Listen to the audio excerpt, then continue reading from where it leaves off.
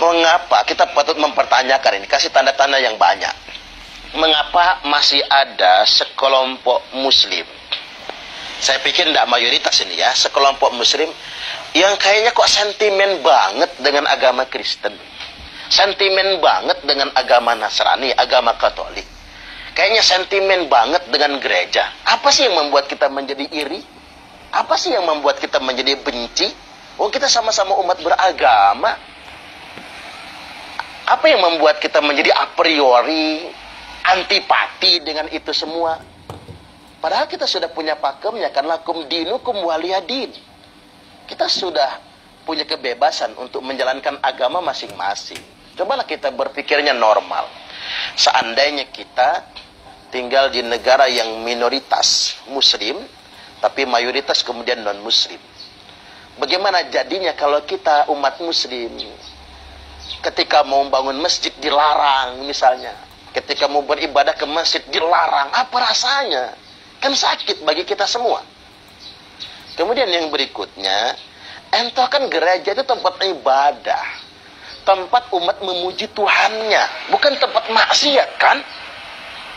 Coba bayangkan, saya agak heran gitu, menggelitik saya baca, ini bacaan saya saja sebetulnya. Katanya di sana tempat diskotik bebas berdiri, tempat pijat plus-plus banyak marah, sedangkan gereja ditolak.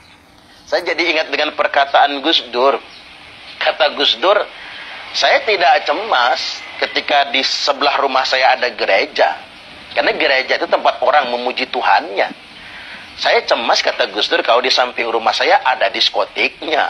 Karena kalau di samping rumah kita ada diskotiknya, tempat maksiat, ya jangan-jangan kita pengen jajal ke sana. Enggak, kita anak-anak yang pengen jajal masuk ke sana.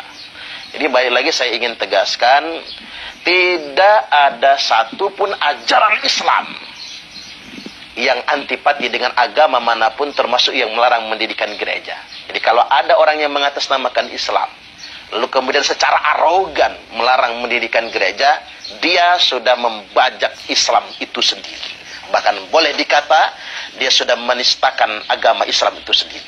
Satu hal lagi yang saya ingin ingatkan juga, belakangan kan begini, ada mubalik yang tampil sok berani.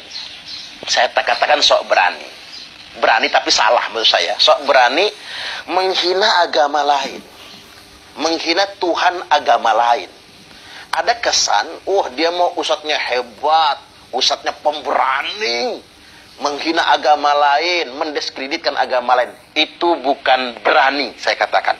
Itu namanya bias-bias identitas. Itu ketimpangan identitas. Justru itu bertentangan dengan ajaran Islam itu sendiri. Menjadi muslim yang benar, menjadi muslim yang taat, bukan dengan cara menghina agama lain.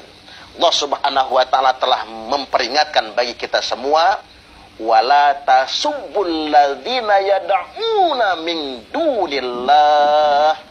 Jangan sekali-kali, kata Allah, kalian menghina, mencaci Tuhan-Tuhan yang mereka sembah.